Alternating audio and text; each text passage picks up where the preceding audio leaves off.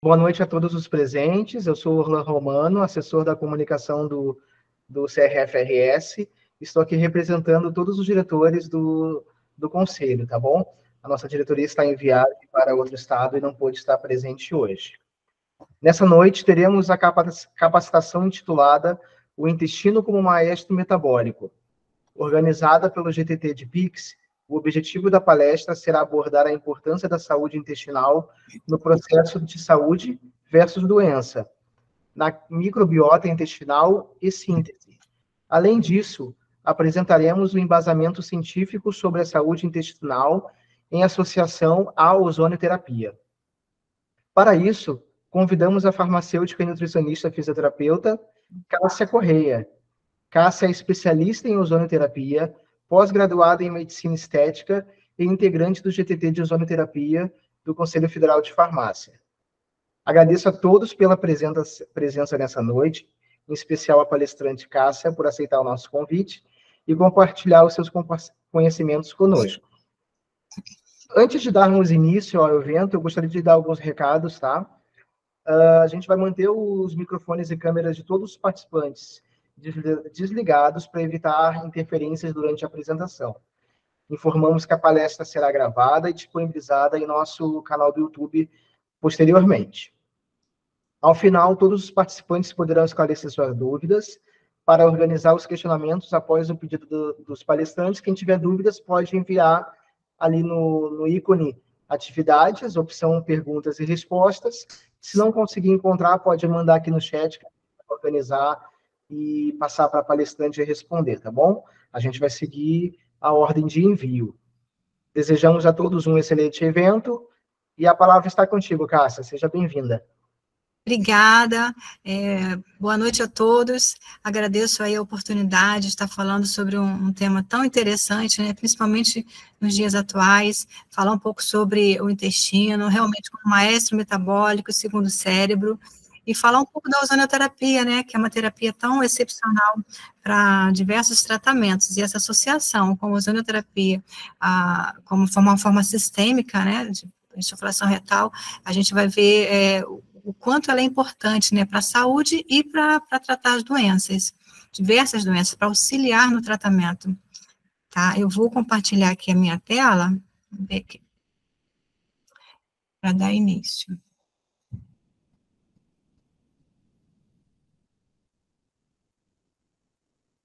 Ok, tá aparecendo aí? Tá sim, Cássia, tá aparecendo não a capa, tá aparecendo o teu currículo. Não.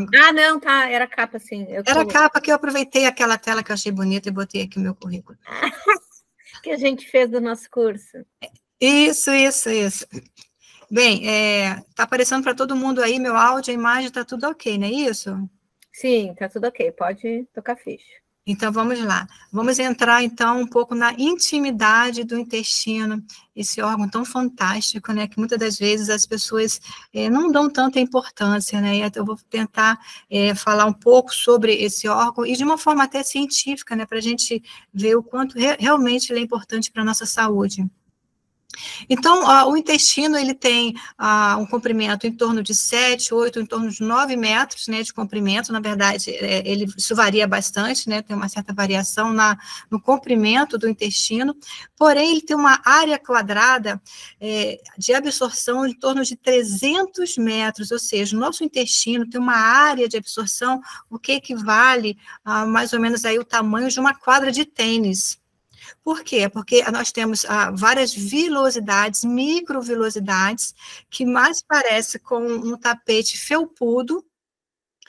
Essas projeções, né, dessas microvilosidades, tem em torno de 1 milímetro, mais ou menos, né, ou até um pouco menos, mas todas essas projeções, se a gente conseguir esticar, a gente tem aí uma área quadrada de absorção em torno de 300 metros. E na base dessas microvilosidades, nós temos células troncos. Essas células troncos, nós temos o que a gente chama de criptas da vilosidade, onde vivem as células troncos, e funciona como berçário para as células epiteliais. Então, nas criptas das velocidades, ou seja, na base, né, dessas velocidades, nós temos aí essas células troncos, que, como falei, funcionam como um berçário de células epiteliais, porque o nosso intestino, ele se renova completamente, ele troca completamente a cada 3 dias. Então, e a gente vai ver daqui a pouquinho também que no interior de todas essas velocidades, nós temos uma rede de capilares sanguíneos imensas, né? Ou seja, a gente tem muita absorção, tem muita a parte de corrente sanguínea, né? Abaixo dessa mucosa intestinal. E isso é importante porque a gente vai ver que tudo que acontece no intestino, as coisas boas e as coisas ruins, se o intestino inflamado se abrir, ou seja, se ele ficar permeável, a gente vai ver que substâncias ruins formando-se no intestino podem perpassar por esse muco, cair nesses capilares e ser distribuído para todo o corpo. Eu vou falar um pouco sobre isso, porque hoje em dia existe uma doença muito comum que é a desbiose intestinal, e nesse processo de inflamação intestinal, né, que ocorre por diversas maneiras diferentes, toxinas são formadas, e justamente essas toxinas formadas em função da inflamação, da desbiose, ela pode cair na corrente sanguínea e causar doenças a longa distância. Mas vamos seguir, depois eu falo um pouco mais sobre isso. Está aqui o intestino, para a gente ver que realmente é um tubo oco, com uma rede de vasos sanguíneos muito grande, né? Por um acaso, esse é o meu intestino. Eu sempre gosto de colocar aqui nas aulas, porque mostra bem, né, como o nosso intestino é vascularizado e formado com uma barreira de muco, né, em toda a sua extensão, e a gente vai ver num vídeo a importância desse muco, né, porque toda a microbiota, ela fica nadando nesse muco, e a gente vai ver um pouco isso em um vídeo que eu gravei, assim, muito legal, peguei de um documentário mostrando esse muco e os trilhões de bactérias sobrenadando aí nesse muco. Então, esse vídeo vai mostrar para a gente um pouco sobre as vilosidades, né? A gente, como que o intestino é bem vascularizado. Então, é uma foto real, não é fotografia de internet, é um vídeo real.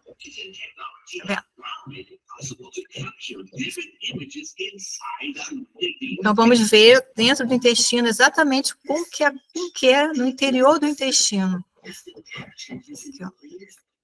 No exame de endoscopia.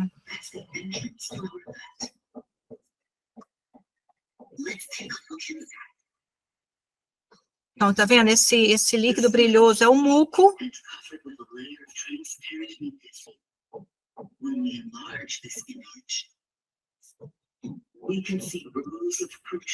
Agora a gente consegue ver as vilosidades. Essas projeções, né, que são bem minúsculas, 1 milímetro de tamanho, mais ou menos. E o que temos dentro das velocidades, né, uma rede capilar enorme.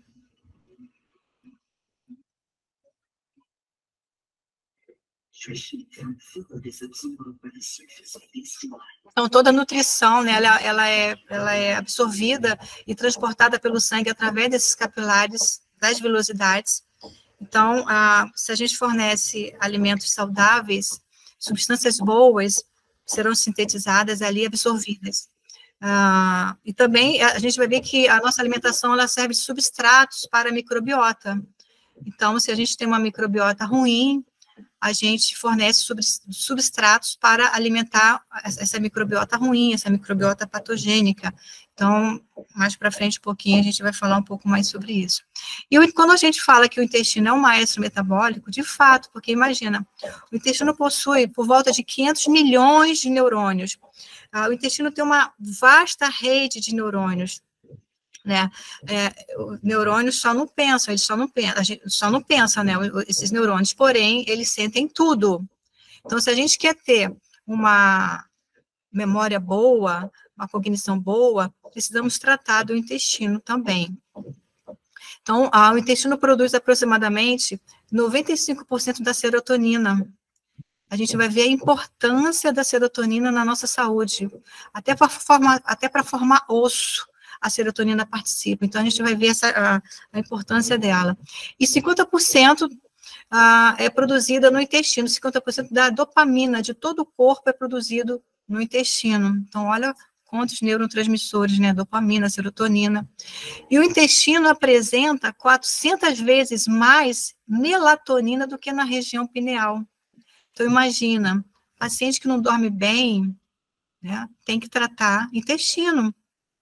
Porque olha a quantidade de melatonina, olha quantas vezes mais, né, de melatonina é produzida no intestino, 400 vezes mais do que na própria região pineal. E uma coisa interessante da melatonina é que para a gente formar melatonina, é necessário a gente ter um aminoácido presente chamado triptofano, que a gente vai ver daqui a pouquinho a via do triptofano, que eu preciso ter triptofano, preciso ter a vitamina B6 para formar serotonina, e depois entra na via da SAM e forma melatonina. Então, se eu não tenho serotonina, eu não formo melatonina. Se eu não tenho triptofano, eu não formo serotonina. Então, é um aminoácido super importante, que a gente precisa levar isso em consideração, porque a via da melatonina depende do triptofano. E aí, o intestino abriga 70% a 80% das células do sistema imunológico. Até faltou um Lzinho aqui, peço desculpa que foi erro de digitação, mas temos uma rede também de sistema imunológico muito grande no intestino, porque se a gente for parar para pensar quantidade de células que temos no intestino, né, de células boas, né, probióticos, células patogênicas, isso em equilíbrio, faz do intestino o intestino saudável, mas esse desequilíbrio da microbiota intestinal, né, acaba sendo um problema muito sério. O intestino precisa ter uma rede de soldados, ou seja, um sistema imunológico muito atuante nesse órgão. E aí, certas cepas produzem, olha que interessante, bactérias como lactobacillus, bifidobactéria, olha o que eles produzem. O GABA, Escherichia, Bacillus, Saccharomyces, olha, noriperifina. Olha quantos neurotransmissores as nossas próprias bactérias, as boas, né, conseguem sintetizar.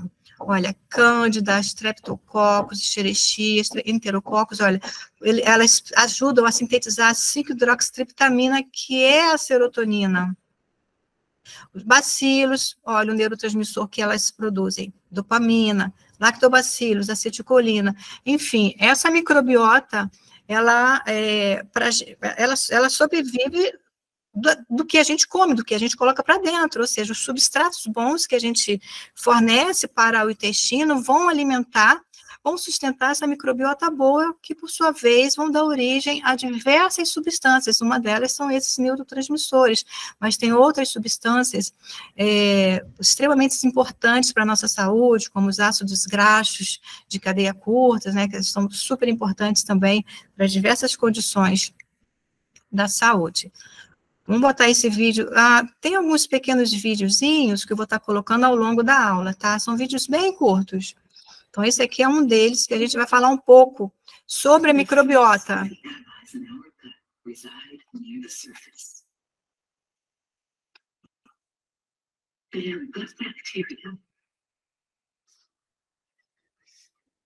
Olha, esse vídeo mostrando o muco que recobre a superfície do intestino e os trilhões de bactérias que sobrevivem nadando nesse muco.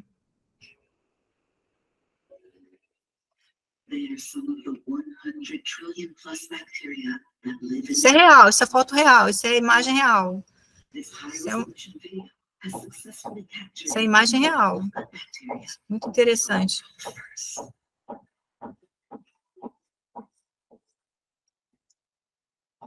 It's been revealed that these bacteria consume nutrients that have been delivered to the gut to grow. They then release a variety of microscopic substances. They in turn are absorbed by the gut, which can affect the entire body. The ability to control weight and even make our skin healthier has captured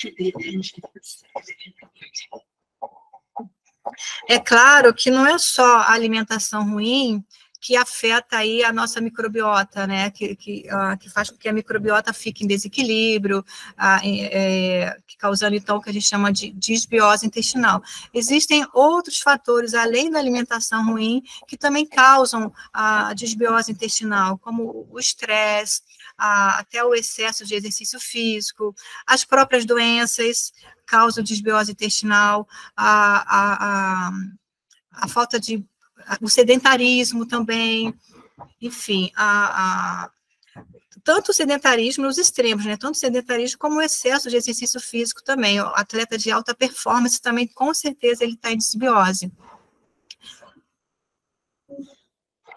Daqui. E aí, no intestino também, 95% de toda a nossa serotonina é produzida no intestino, né? A gente falou um pouco agora, nos slides atrás, então a gente tem muita serotonina sendo produzida lá, e essa serotonina, ela tem uma ação de hormônio e de neurotransmissor, né?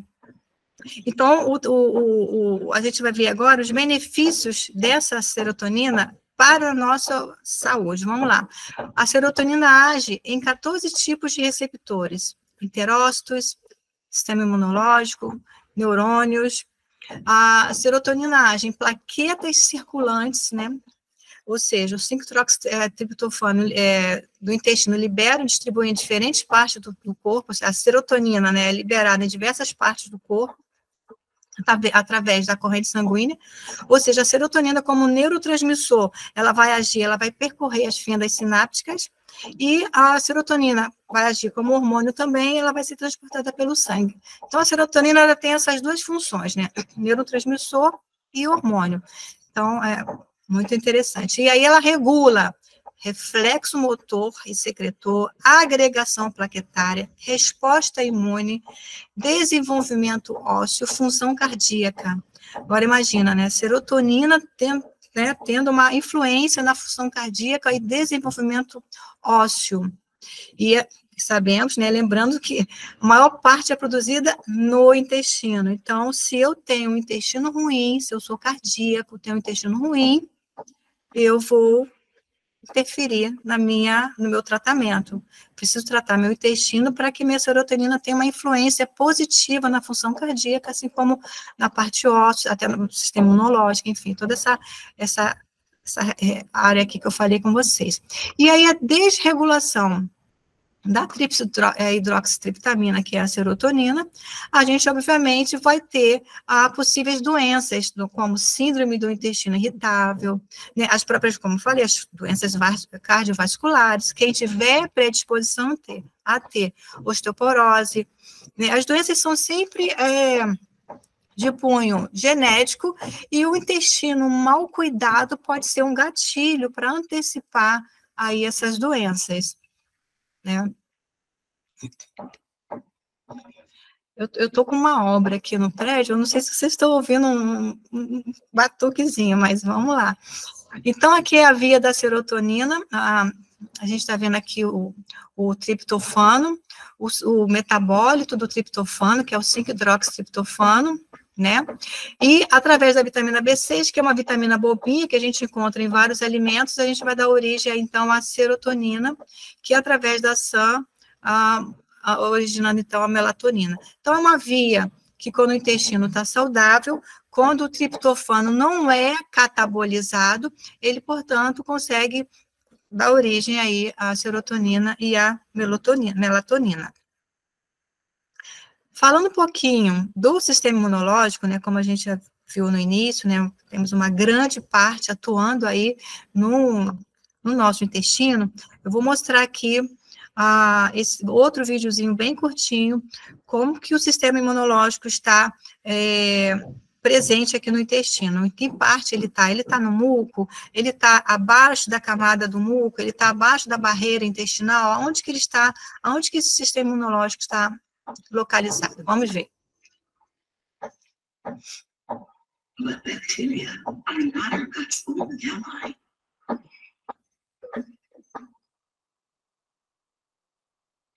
Let now look at the surface area using a special microscope. Olha as vilosidades. These are the last tremors.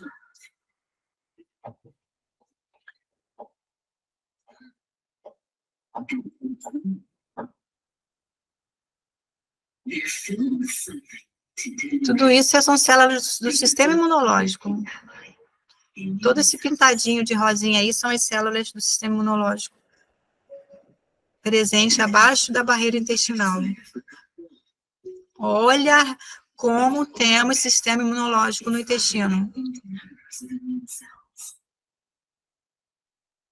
Immune cells are our microscopic warriors that attack and eliminate enemies, such as harmful pathogens and viruses.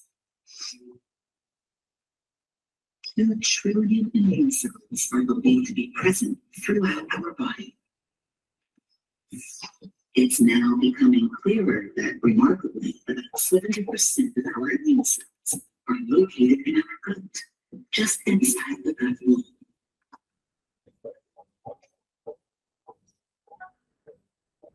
Interessante, né, esses videozinhos, eu achei muito pertinente botar nas aulas, porque fica muito esclarecedor na hora de construir um raciocínio.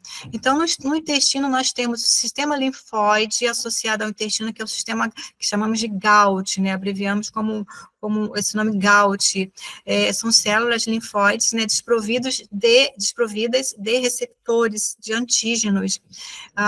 E nós temos o sistema MALT, daqui a pouco vai mostrar que o sistema MALT, que são tecidos linfóides associados a todas as mucosas do corpo, né?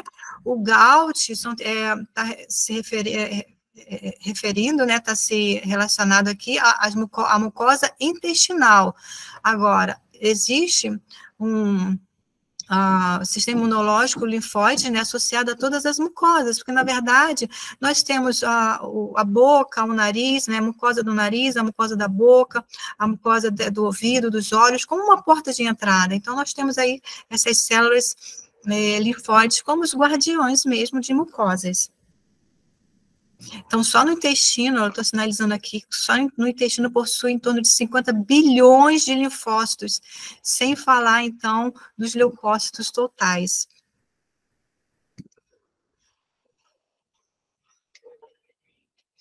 E aí, quando a gente fala desses linfócitos, guardiães de mucosas, né? Então, dependendo da composição genética do indivíduo, veja bem, não é em todo mundo, né? Depende da genética, os linfócitos T podem permanecer aí no trato gastrointestinal, eu posso ter meus linfócitos só ali, ou eles podem causar doenças só naquela região, né?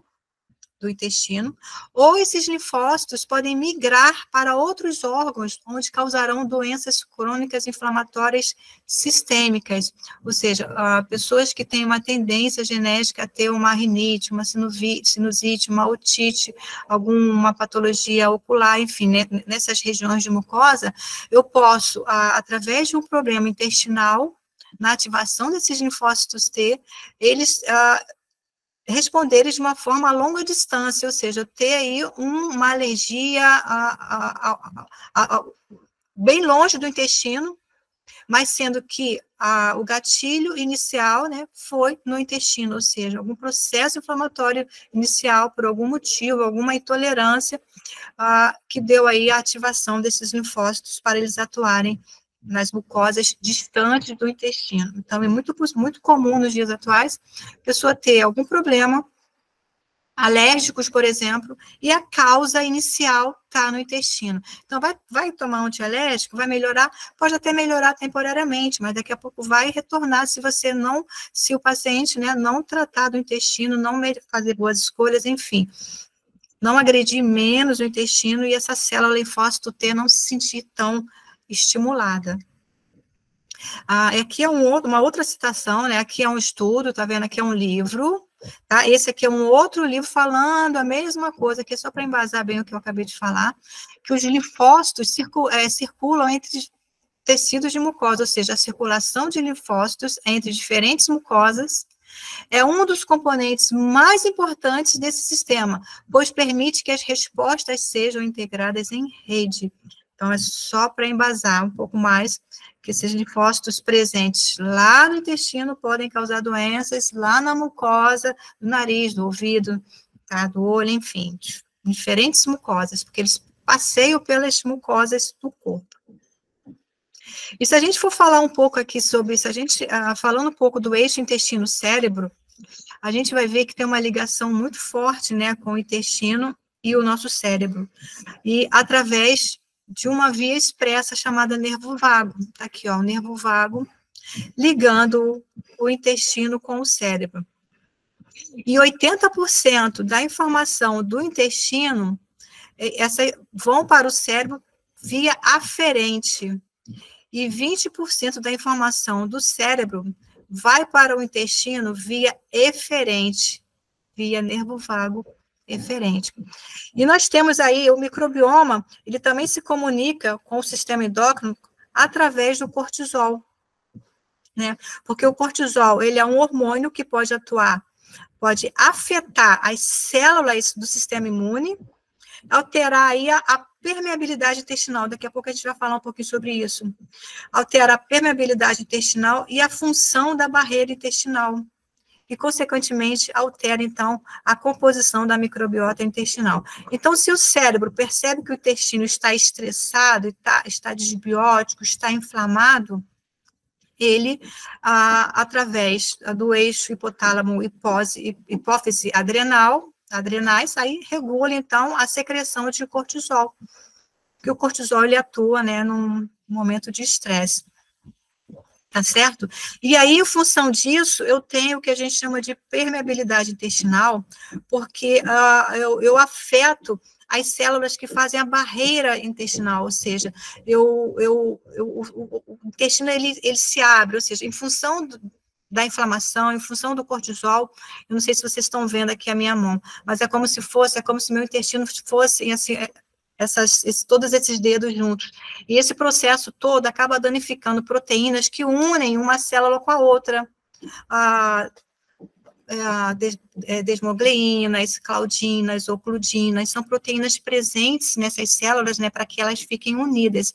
E uma vez destruídas essas proteínas, essas pequenas proteínas, eu consigo ter, então, o que a gente chama de permeabilidade intestinal, fazendo com que as toxinas produzidas no intestino por bactérias ruins consigam perpassar pelo intestino e, com isso, cair na corrente sanguínea e vasos linfáticos. E essas toxinas, pasmem, tá? Eu vou mostrar até uma citação do que eu vou falar agora. Essas toxinas, elas caem na corrente sanguínea e tecidos linfáticos e conseguem perpassar a barreira hematoencefálica. E aí, podendo causar doenças neurodegenerativas. Isso é um fato que está sendo muito discutido hoje na literatura científica, que as doenças neurodegenerativas, elas podem partir de um intestino mal cuidado, tá? Eu vou mostrar alguns estudos falando sobre isso. Hoje é o que mais tem sido estudado, né? A microbiota intestinal e a sua influência nas diversas doenças, inclusive as doenças neurodegenerativas. É claro que cada um com a sua genética, né? Algum pode ter Parkinson, mas o outro não, o outro pode ter demência, enfim, cada um com a sua predisposição a ter essa doença. O outro não pode ter nada, então depende muito, né, dessa predisposição genética, tá certo? Então, vamos voltar aqui, continuar. Então, aqui, ó, o livro só para estudo, só para embasar o que eu falei, né? O nervo vago na interface do eixo microbiota intestino-cérebro. Tá aqui um paper da Frontiers, é uma revista muito, muito séria e publica muitos artigos muito interessantes. Então, para a gente ter uma boa saúde cerebral, precisamos ter uma boa saúde intestinal. Um outro estudo aqui, também falando dos probióticos ao psicobióticos, ou seja, bactérias vivas, benéficas, que atuam no eixo intestino, no eixo cérebro-intestino. Quando a gente fala psicobiótico, é essa interferência, né, essa ligação dos probióticos, que são bactérias boas, que sintetizam substâncias boas e, consequentemente, vai ter uma ação na parte cerebral. Ó, instintos intestinais. Microbiota como um regulador-chave do desenvolvimento, envelhecimento e neurodegeneração do cérebro. Então, o que a gente mais vai encontrar na literatura científica quando a gente fala de microbiota são as doenças associadas ao intestino e as doenças neurodegenerativas também com associação ao intestino mal cuidado. É claro que isso não acontece da noite para o dia, né? Ou seja, isso vem, esse processo de causar uma doença neurodegenerativa, por exemplo, isso vem ao longo dos anos no intestino mal cuidado. Então, se a pessoa tem uma predisposição a ter uma determinada doença, vamos supor que ela teria aos 90 anos, se ela cuidar mal do intestino, ela pode antecipar essa doença, ou seja, aos 60 já começa, aos 50 já começa, tá certo? Então, é isso que os estudos falam muito. E é lógico também que, como eu falei, temos muita relação com a nossa alimentação. E a indústria dos alimentos, ela é cruel. Ela é cruel. Primeiro que ela faz aqueles alimentos cheios de conservantes, né? Lógico, para durar meses até anos na prateleira de um mercado. Fazem os alimentos extremamente saborosos. Então, se a gente está acostumado a comer um alimento da indústria dos alimentos, como é que a gente vai gostar de um brócolis, como é que a gente vai gostar de uma couve, enfim, né, dos legumes? Não tem como, porque a gente está tão acostumado com os alimentos muito saborosos que a gente não vai querer, vai achar que o brócolis é uma coisa muito ruim, né? E a nossa microbiota, ela gosta desses alimentos naturais, mas os naturais, né? Se a gente bota para dentro, né, como substrato para essa microbiota, um alimento cheio de aditivos, cheio de temperos que não são naturais, com certeza essa microbiota vai crescer uma microbiota ruim, porque quem vai se alimentar desses aditivos é a microbiota ruim, a microbiota boa não gosta disso. E aí a gente acaba proporcionando aí um desequilíbrio nessa microbiota. Tá certo? E aqui esse slide é o slide que eu sempre gosto de mostrar, né? Quando eu falo de doença neurodegenerativa associada à microbiota, eu gosto de mostrar esse slide, esse estudo de 2000 até para a gente ver que não é de hoje que se fala sobre isso também, né? Já é um assunto assim um pouco mais antigo. Hoje cada vez mais se fala, né? Mas já vem já de alguns anos. Então, ele diz o seguinte, no processo inflamatório intestinal também pode ocorrer autoimunidade, má absorção, deficiência de nutrientes e barreira hematoencefálica violada, né? Permeável. Então, se a gente tem um intestino permeável, podemos chamar de leak gut, né? Um intestino vazado, essas toxinas formadas no intestino podem cair na circulação, ir para o sistema linfático também, e perpassar a membrana hematoencefálica, está aqui, olha. Porque a membrana hematoencefálica também pode ficar permeável, elas são capazes de perpassar, então, essa membrana. E daí começar a causar doenças, né? Causar destruição de neurônios, enfim, diversas doenças podem começar a surgir em função aí desse intestino mal cuidado. Olha esse estudo. A disbiose intestinal também foi associada positivamente com doenças neurodegenerativas como Parkinson e Alzheimer. E aí, se a gente for ler o estudo na íntegra, a gente vai ver, a gente consegue ver esse processo de barreira hematoencefálica violada, permeável, e aí favorecendo a penetração de toxinas no cérebro. Então, dando origem, então, às doenças neurodegenerativas. Aqui, ó, relação entre disfunção da microbiota intestinal e demência. Então, eu botei aqui alguns estudos só para a gente embasar bem essa parte, que hoje em dia está muito bem discutida na literatura, tá vendo? Olha, quantos estudos científicos fazem aí associação com o intestino mal cuidado das doenças neurodegenerativas. Eu botei alguns aqui. A Frontis, realmente, ela traz aí uns estudos bem bacanas, tem muitos estudos científicos falando sobre a microbiota na Frontis, tá? E também tem relação aí da tiroidite de Hashimoto com a microbiota ruim, Então, a gente pode estar controlando aí essa inflamação da tireoide, né? Cuidando melhor da microbiota, tá? Tem o estudo também fazendo essa correlação. E aí, os principais mecanismos, né? Principais mecanismos que correlacionam a microbiota intestinal com a patogênese da depressão. Então, quer tratar a depressão de um paciente, começa a tratar o intestino dele. Talvez ele não precise tomar medicamento por tanto tempo, né? Então, fica aí a dica. Tá? Até porque a gente viu que a maior quantidade de serotonina, né, é produzida lá no intestino, então, temos aí influência na doença depressiva, de depressão. E aqui nesse estudo também muito interessante, ó, como bactérias intestinais podem causar distúrbios cerebrais. O estudo fala o seguinte, isso aqui é uma foto real, uma micrografia de bactéria. A bactéria intestinal Lactobacillus reuteri está sendo testada como tratamento para os sintomas do transtorno do espectro do autismo. Tratamento.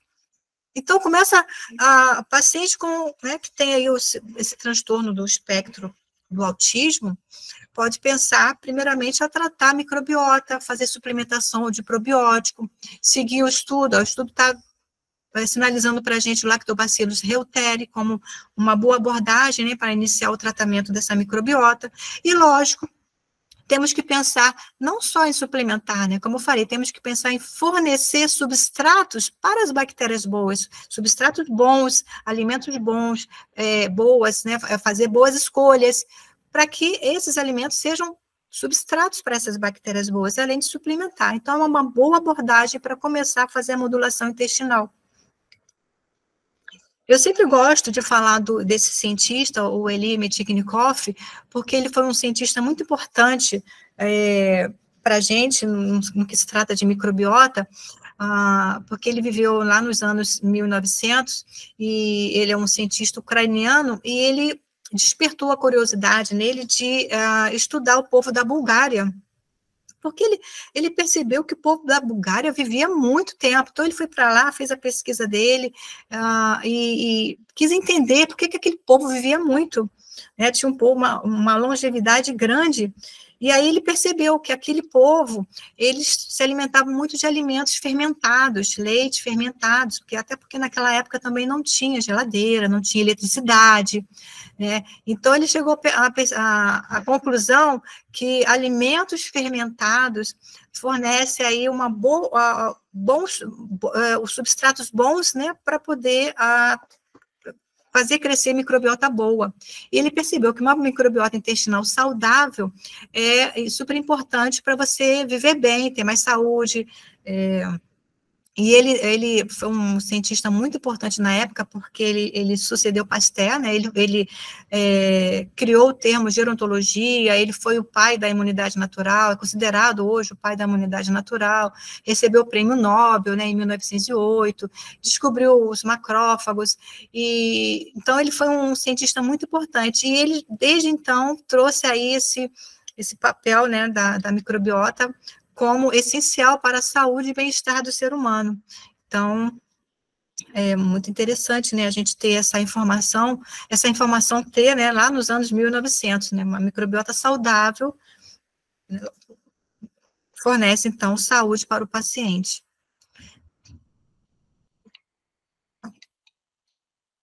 E aí a Frontis, ela, em homenagem a esse grande cientista, resolveu publicar um estudo, Reciclando Metchnikoff, probióticos, o microbioma intestinal e a busca pela vida longa. Então, isso aí foi uma homenagem, né, a esse grande cientista.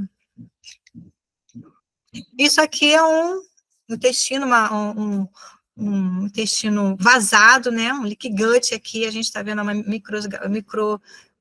no microscópio de varredura, a gente vendo aqui realmente como fica o intestino quando ele está permeável, né, ou seja, através desses locais de permeabilidade que se consegue, então, fazer com que as toxinas formadas, né, por conta de processo inflamatório, essas toxinas conseguem, então, perpassar essa barreira e cair na corrente sanguínea. Então, é isso que a gente mais está vendo hoje, esses danos nas nossas microvilosidades, em função de um intestino mal cuidado.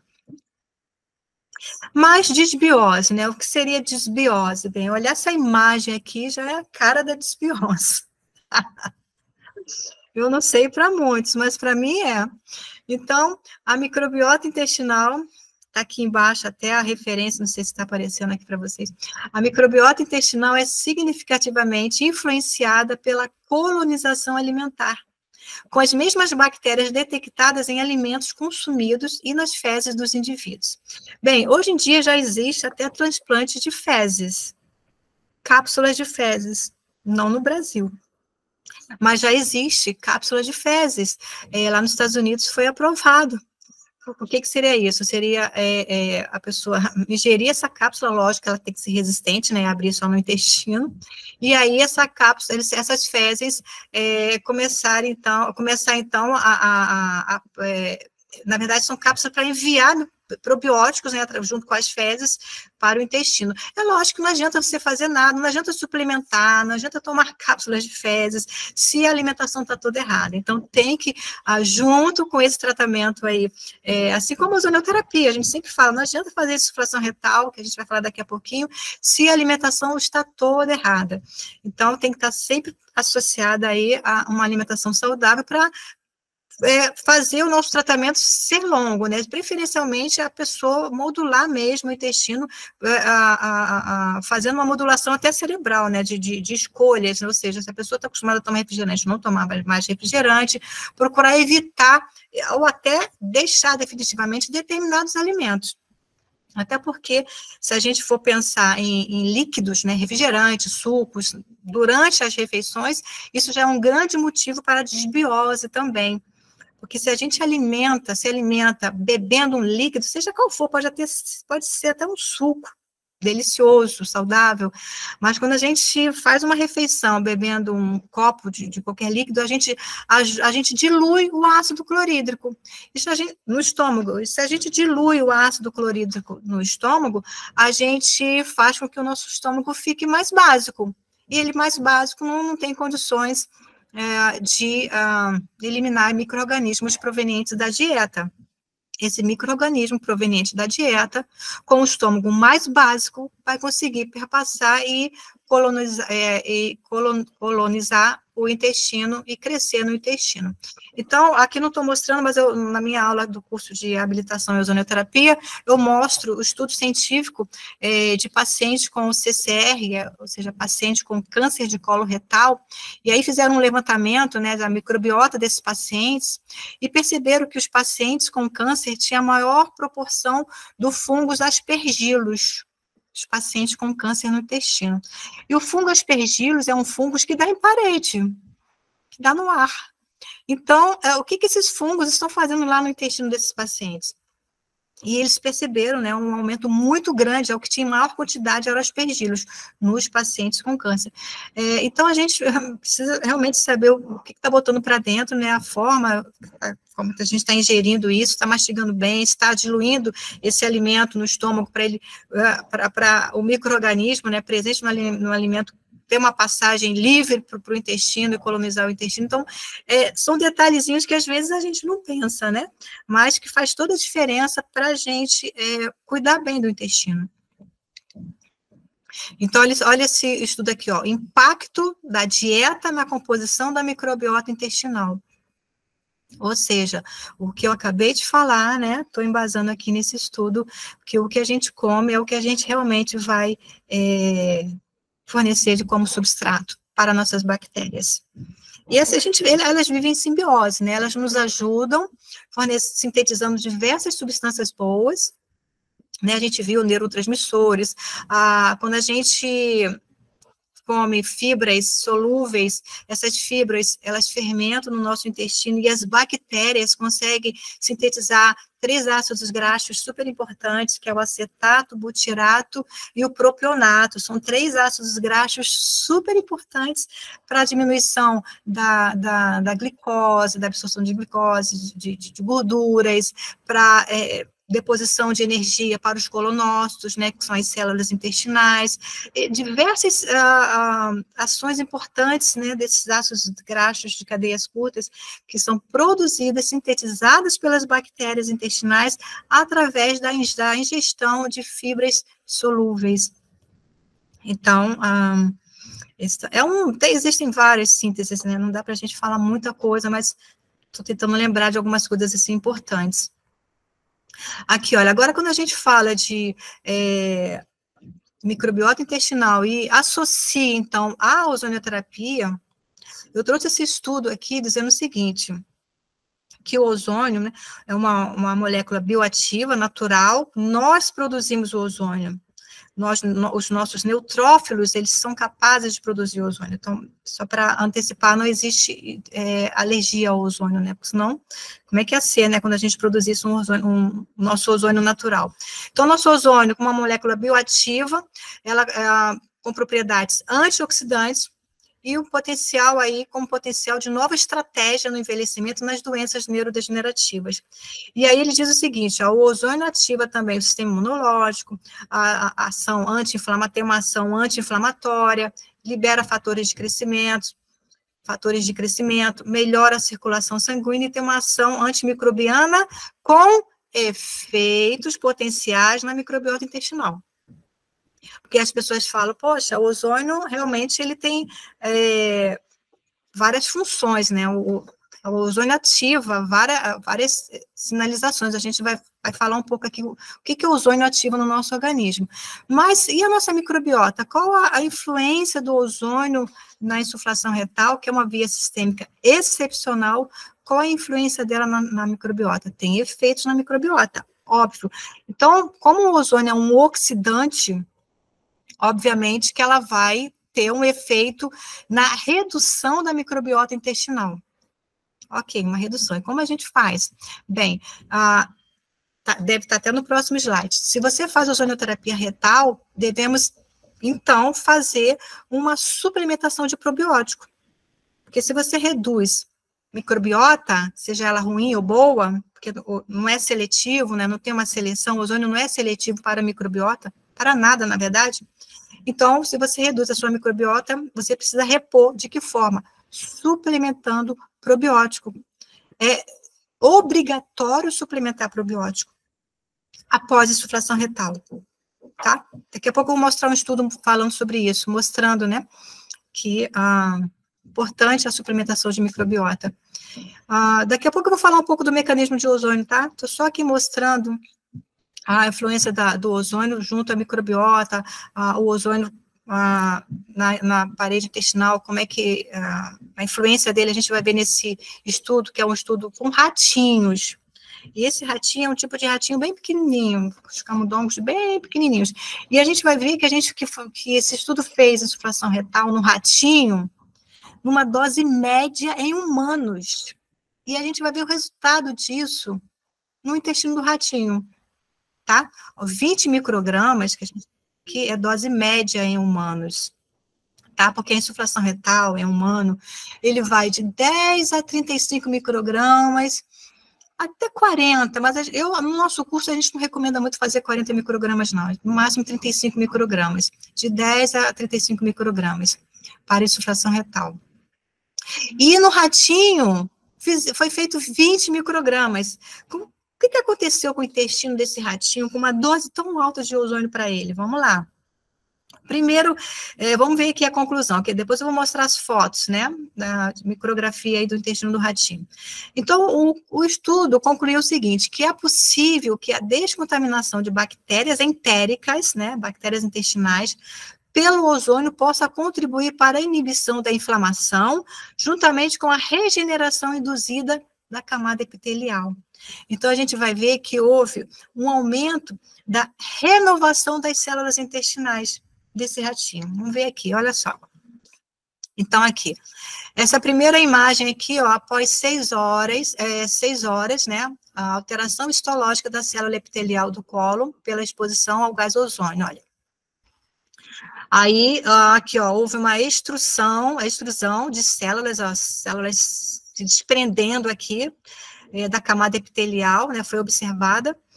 na cerca de 6 horas após a exposição do ozônio. Então, fez o ozônio, 6 horas depois, observou-se, então, esse desprendimento, né, dessas células aqui da camada. E 72 horas após o ozônio, olha como que estava esse intestino do ratinho. Parado aqui, ó, como de 6 horas, o ozônio oxidante, né, chegou aqui, oxidou, matou bactérias, daqui a pouco eu vou falar de todo o mecanismo de ação do ozônio, e aí houve aqui uma agressão, né, nesse intestino, e o intestino desse ratinho respondeu a essa agressão regenerando, né, se regenerando e ficando melhor do que estava antes. Quando a gente fala que o ozônio agride, realmente o ozônio é um oxidante, que muitas das vezes é difícil até para os profissionais da saúde entender como é que funciona a ozonioterapia, já que ele é um oxidante.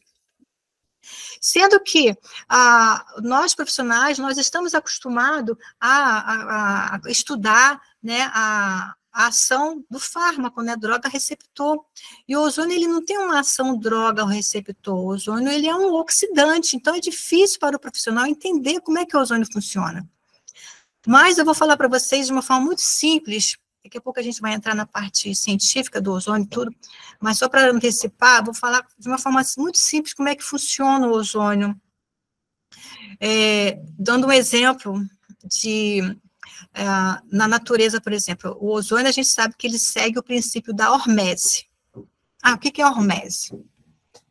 Hormese é uma agressão, né, a um determinado local do corpo, ou até mesmo na natureza, e aí nós respondemos a essa agressão. Quer ver? Imagine a uva, a videira, né, que dá uva. A uva, no verão, eu sempre dou esse exemplo, que eu acho que é o exemplo que eu aprendi na minha pós-graduação de fitoterapia. E aí, eles falaram o seguinte, que no verão, a uva, ela tem uma concentração maior de antioxidante. E o antioxidante da uva é o resveratrol. Então, a gente aprende isso na fitoterapia. E aí, comparado com a uva, que cresce, né, a videira que cresce no inverno, né, a uva do inverno tem menos antioxidante do que a uva do verão. Por que no verão a uva tem mais resveratrol? Por quê? Porque no verão a planta vive num ambiente mais hostil, mais sol, mais calor, né, mais radiação. E o que a planta faz para ela não oxidar e morrer? Ela produz mais antioxidante. Certo? Então, a literatura científica chama isso de hormeses. Né? E o que o ozônio faz no nosso intestino? Bom, a nossa literatura científica, ela também aplica ao ozônio como o princípio da hormese. O que o nosso organismo, como que o nosso organismo responde a essa oxidação do ozônio, a essa agressão do ozônio?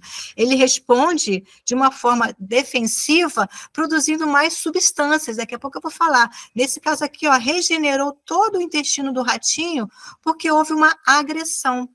Então, esse intestino, ele passou por um momento de hostilidade, e ele se sentiu a necessidade de se regenerar. É isso que o ozônio faz no nosso intestino. E na microbiota? Reduz a microbiota. O que temos que fazer? Suplementar probióticos.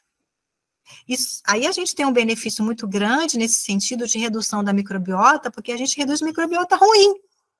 E a gente repõe probióticos.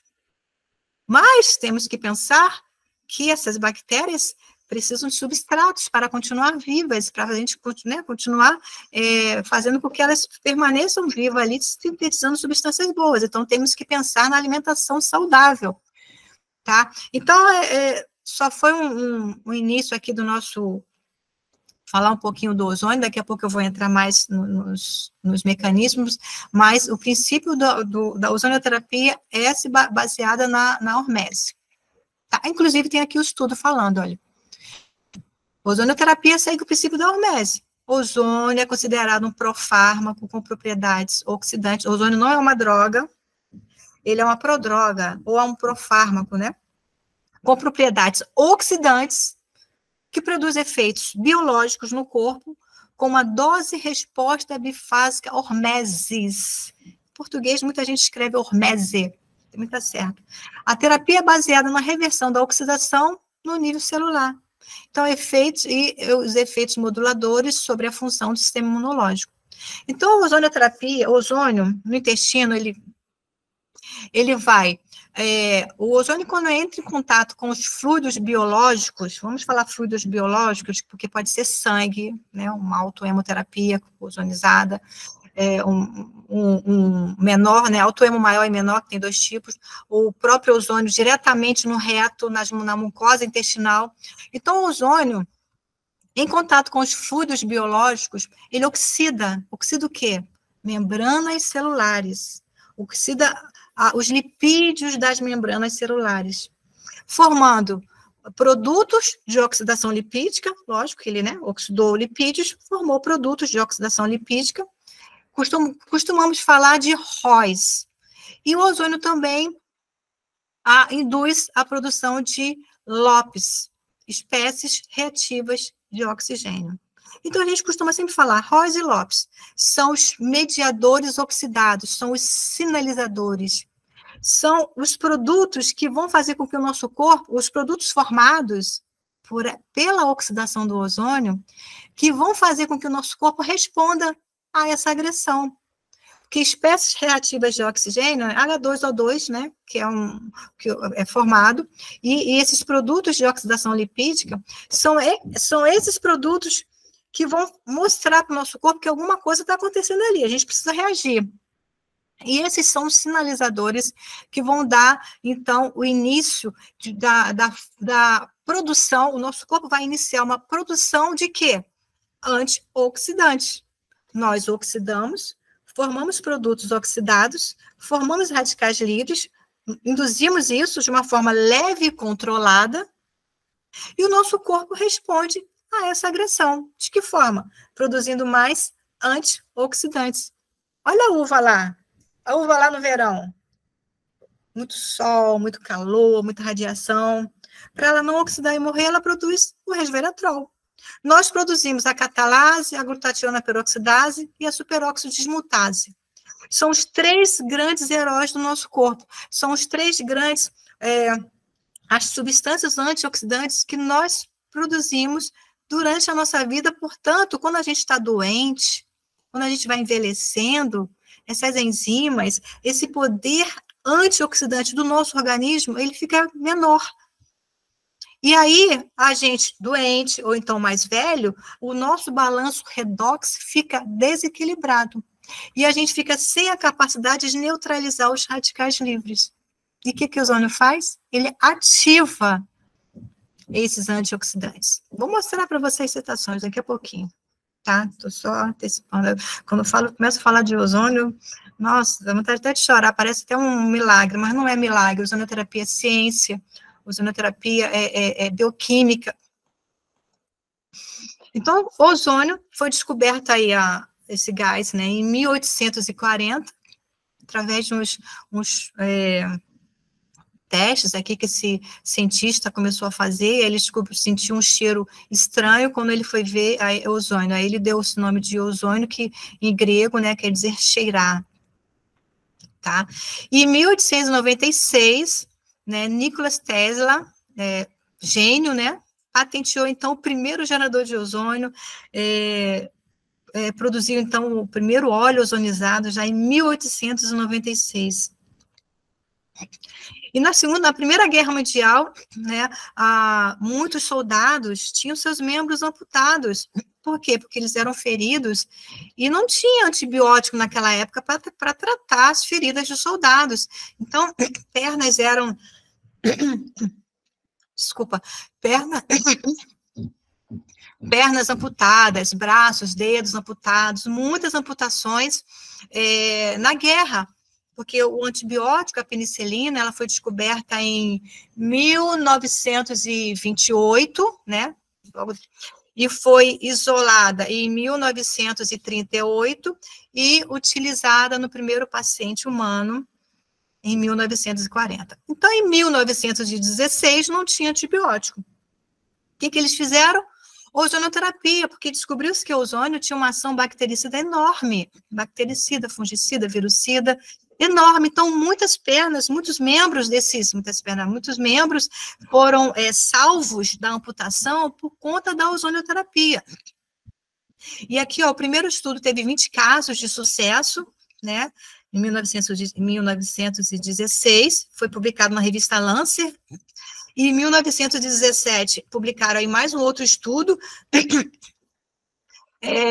com 79 casos também de sucesso. E aí, eles perceberam que o ozônio não tinha só uma ação bactericida, ele também não só remediava, né, a infecção, ele também tinha propriedades hemodinâmicas e anti-inflamatórias. Eles começaram a perceber isso. E no início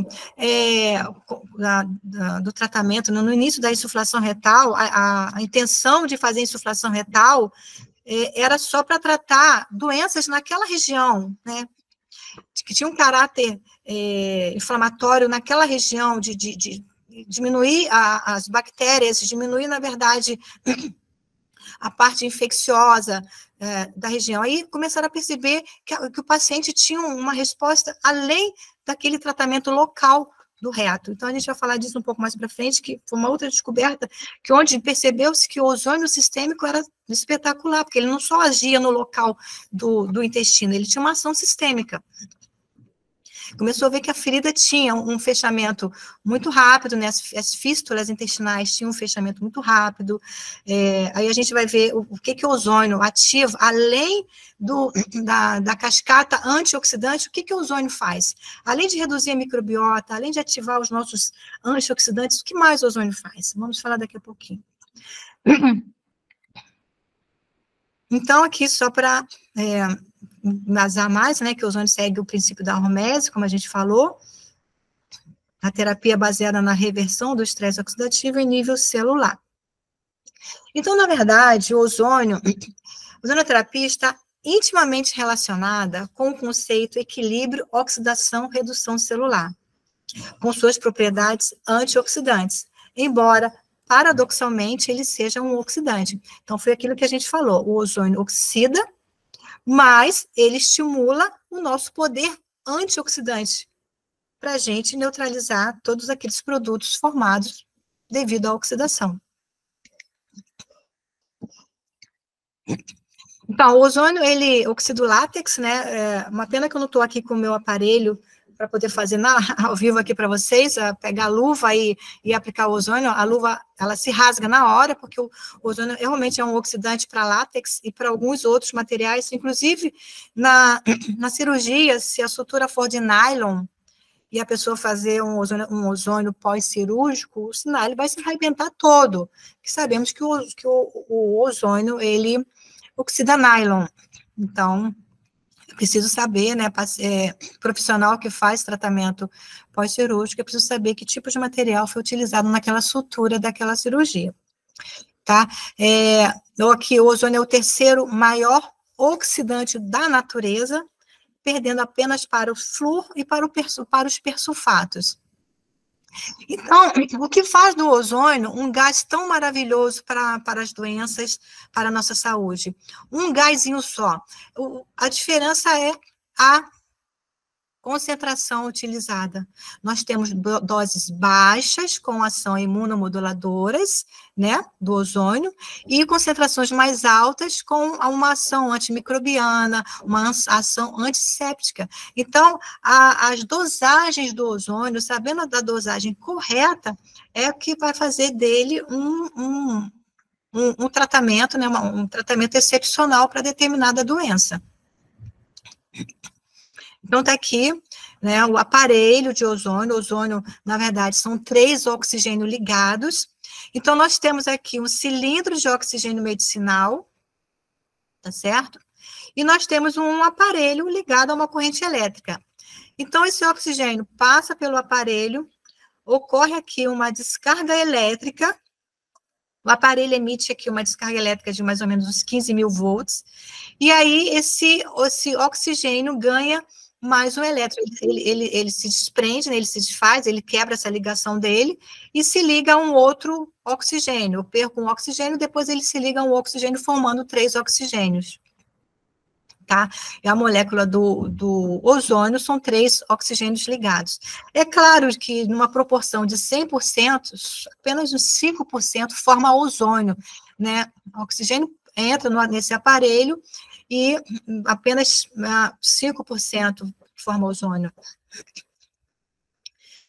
Tá, vamos ver aqui. Espera aí. Esse aqui é um vídeo, eu retirando aqui o ozônio do aparelho. Vamos lá, vocês vão ver eu abrindo o cilindro, a gente coloca a seringa aqui e o aparelho emite o ozônio. Vou ligar aqui para vocês o vídeo.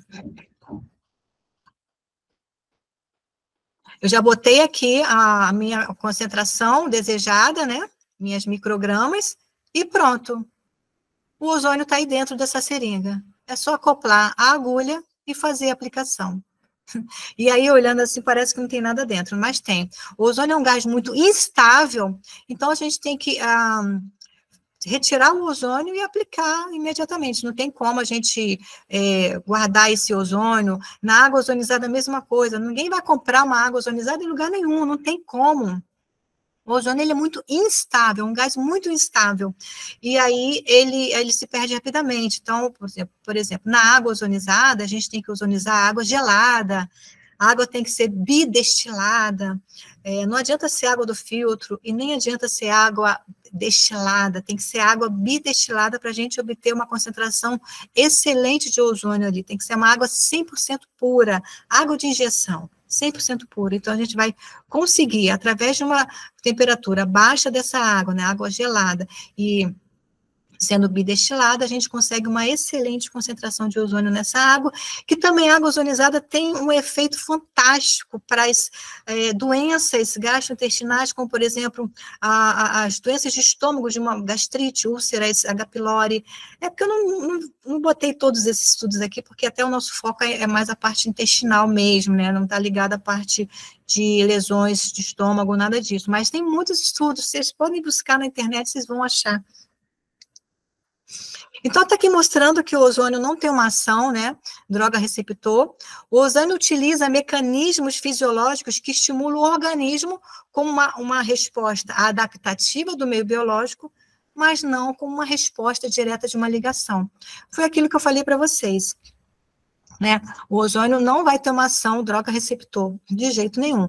Ele vai ter ele vai estimular mecanismos fisiológicos, né? Um deles é a ativação do nosso sistema glutationa, que, olha, vou mostrar para vocês aqui daqui a pouco, acho que é o próximo slide falando sobre esse sistema glutationa. Então, aqui, a oxidação com ozônio funciona como um sinal de disparo para o funcionamento de vias metabólicas importantes, controlado pelos sistemas de defesa antioxidante. Então, vamos lá. Eu tenho aqui ozônio,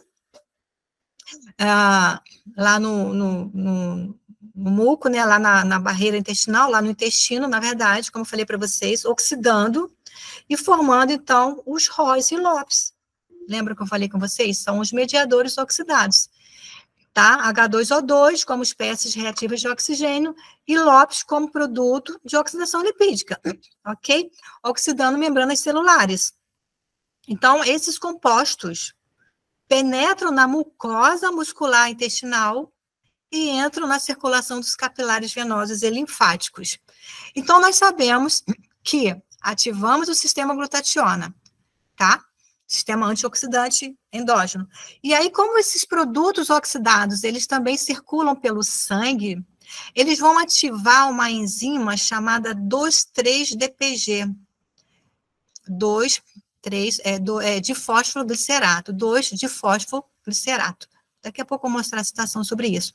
E essa 2,3-DPG é uma enzima que faz com que a hemoglobina consiga transportar e liberar, otimizar a liberação do oxigênio nos tecidos. Isso está muito bem descrito na literatura, tá, pessoal?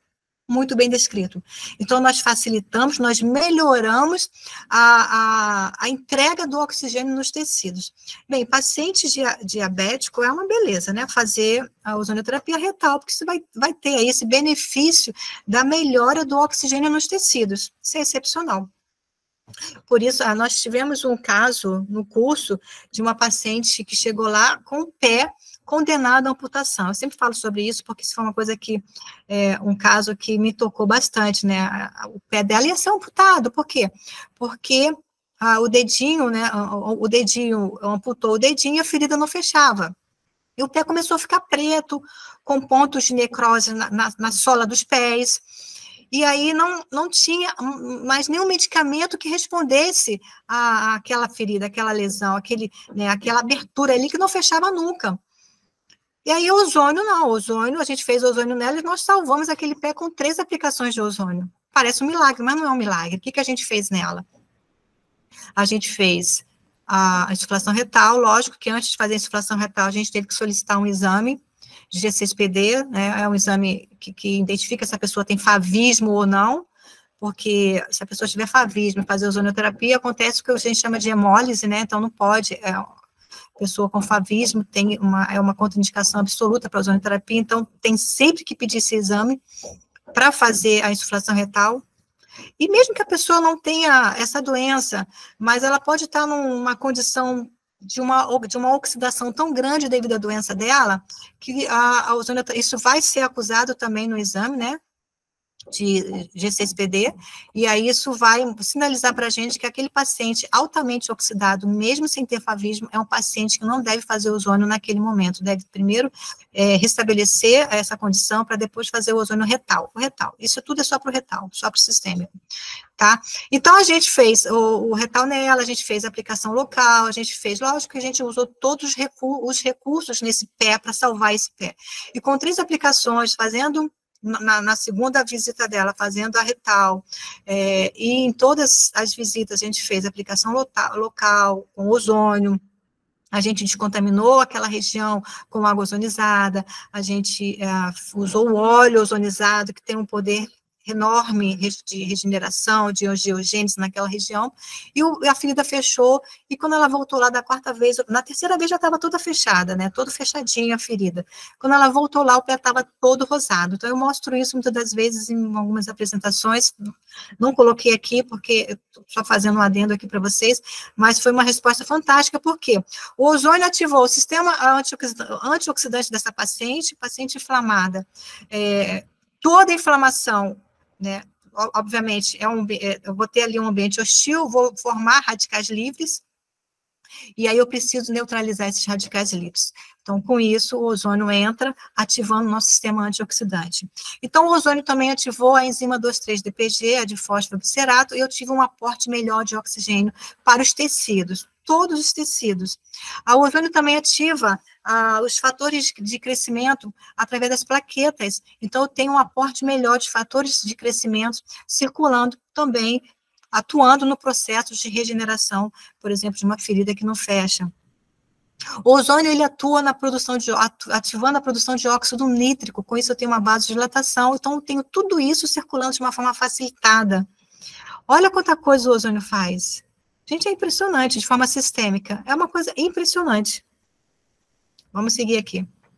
Então, aqui, ó, na Declaração de Madrid, o ozônio fala justamente isso que eu falei para vocês, a formação de Rose Lopes, tá? Esses compostos penetram na mucosa muscular, lá do reto, e vão circular aí por os capilares venosos e linfáticos. E a gente viu quantos capilares nós temos lá no nosso intestino, viu? Lembra das vilosidades do vídeo? Né? Conta a extensa rede capilar que nós temos, capilares sanguíneos. Então, isso tudo, todos esses produtos oxidados do ozônio vão penetrar e conseguir perpassar e cair na corrente sanguínea e linfáticos, vasos linfáticos. Então, aqui um pouco mais detalhado do ozônio, né, dessa ação do ozônio. As espécies reativas de oxigênio, né, H2O2, vão atuar aí nos eritrócitos, olha, linfócitos, plaquetas, ativar a liberação de óxido nítrico. Eu botei aqui duas citações, tá? Mas existem muita citação. Olha, o mecanismo de ação do ozônio está muito bem descrito há mais de 50 anos. Isso não foi ontem, não tem 10 anos, tem mais de 50 anos o mecanismo de ação do ozônio. E aí tem muitos estudos científicos mostrando isso, tá? O LOPS, né, que é produto de oxidação lipídica, onde ele vai atuar, olha, tá? Aumento das enzimas antioxidantes, até na medula óssea, olha, vai ativar a liberação de óxido nítrico, e tudo isso são os benefícios do ozônio sistêmico. A ozonioterapia aplicada por insuflação retal é inócua, né, é segura, capaz de aumentar a defesa antioxidante do organismo. Eu trouxe esse estudo aqui para mostrar para a gente que a insuflação retal é uma via segura, é uma via sistêmica, sim, mas uma via muito segura. Lógico, a pessoa tem que saber trabalhar o ozônio, né? O profissional tem que fazer o curso, tem que se habilitar, tem que ir para um curso que tem o credenciamento do Conselho Federal de Farmácia, o farmacêutico, né? O nosso curso oferece o curso de habilitação em ozonioterapia, nós fomos a primeira empresa, inclusive, a obter o credenciamento do Conselho Federal de Farmácia, isso em 2020. Então, nós somos 4 professoras nesse curso, inclusive, né? Tem eu como farmacêutica, nutricionista, tem uma enfermeira, tem uma fisioterapeuta e tem uma cirurgiã dentista que é bióloga também. Então, na verdade, somos 4 professoras com 6 graduações, né? 6 formas diferentes de olhar para o ser humano, né? De olhar a ozonioterapia e, lógico, seguindo sempre as nossas resoluções.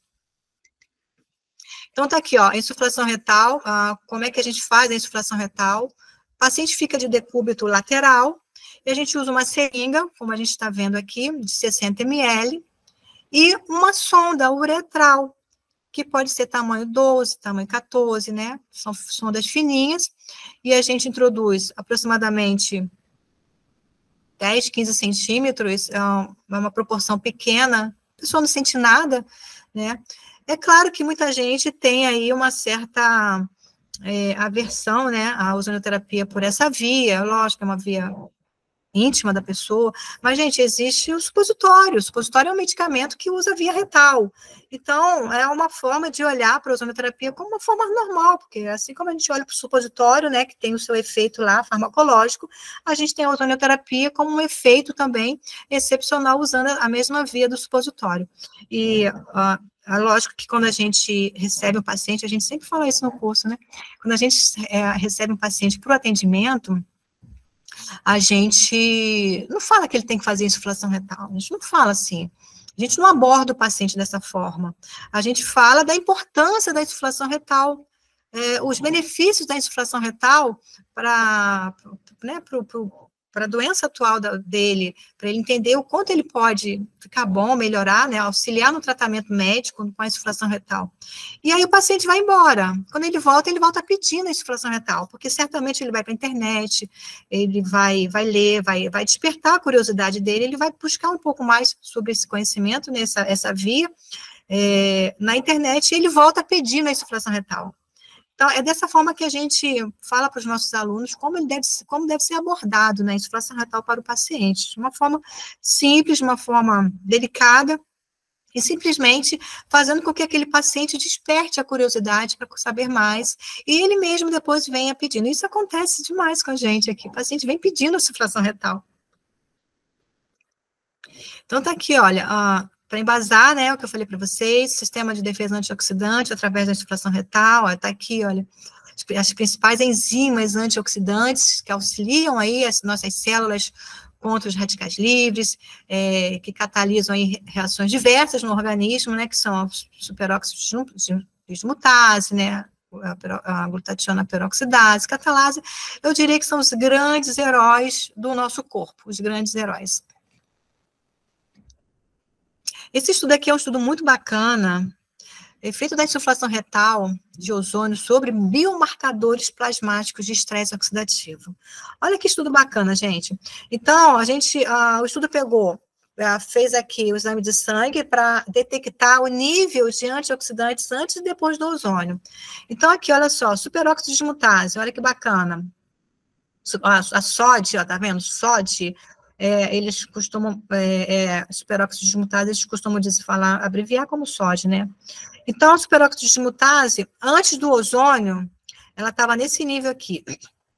Olha depois do ozônio, para quanto que foi a superóxido de dismutase?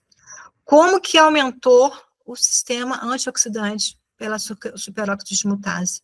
Mais que triplicou. A glutationa peroxidase, olha como é que ela estava baixinha, e olha para quanto que ela foi. Nossa, depois do ozônio, retal, glutationa, superóxido de redutase, essa aqui é a redutase. Nesse estudo eles não dosaram a catalase, tá? Olha para onde que estava, 4,34 e foi para 10,65. E aí a gente tem aqui o malondialdeído, esse MDA, eu até marquei aqui, é o malondialdeído. Ele é um marcador de estresse oxidativo. Então, olha só, então lógico, ele estava alto antes do ozônio. É um marcador de estresse oxidativo. Depois do ozônio, olha para onde, como é que ele ficou baixinho. Gente, isso aqui é um estudo que tirou sangue antes do ozônio, depois tirou de novo e averigou todas essas enzimas, investigou, estudou, está aqui o resultado, tá? 2015 que foi feito isso. Foi feito esse estudo. Muito bacana, né? Muito revelador, né? Muito bacana mesmo. Então, aqui, o estudo diz, esse estudo está falando sobre água ozonizada e insuflação retal, para tratar de disbiose. O máximo de água ozonizada que podemos tomar por dia são 3 copos, tá? E todos os dias 3 copos. Ele está dizendo aqui no final, olha, para tratamento subsequente da recolonização usando uma mistura de oxigênio e ozônio, temos que fazer, o que temos que fazer depois? Probióticos. Está aqui o estudo mostrando que temos que suplementar probiótico após a insuflação retal. Então, eu vejo gente fazendo insuflação retal por aí à vontade e não repondo as bactérias. Poxa, até porque não faz nem sentido isso, né? Cássia, oi. Falta 5 minutinhos, tá? Tá, já está terminando aqui. Então, ó, aqui é para embasar o que eu falei sobre a 2,3-DPG, tá? A proteína que vai fazer com que a hemoglobina consiga liberar melhor o oxigênio nos tecidos, está aqui a citação. Fizeram um estudo também dizendo que as hemácias, antes do ozônio, as hemácias estavam empilhadas, né? E após o ozônio retal, as hemácias ficaram mais livres.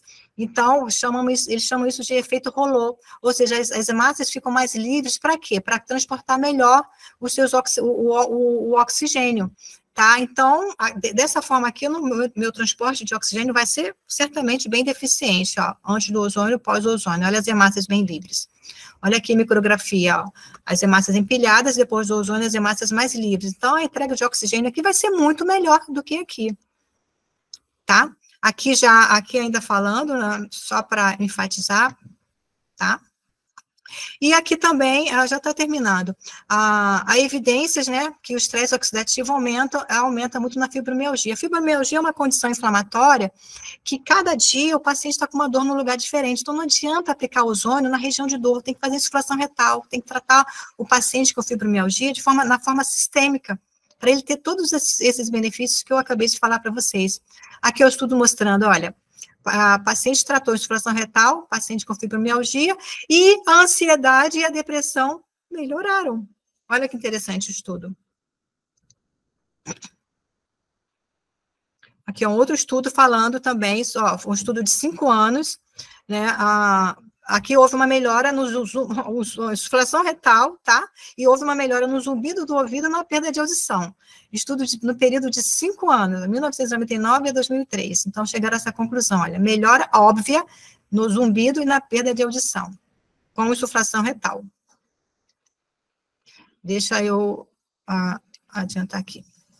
Na Covid-19, né, o ozônio também teve participação muito positiva para os tratamentos, né, da Covid, está aqui o estudo mostrando, tá? A Europa foi um país que utilizou muito o ozônio na época da pandemia, a Itália, principalmente, a gente tem alguns estudos na internet falando muito sobre os benefícios do ozônio na Itália, né, nessa época da pandemia. Deixa eu botar aqui. Aí eu fecho essa palestra, né, dizendo que a dor é inevitável, mas o sofrimento aí é opcional, de Carlos Drummond de Andrade. Então é isso, pessoal. Eu espero ter contribuído um pouco aí com vocês, com esse tema, que eu acho muito relevante para a gente. Então é isso.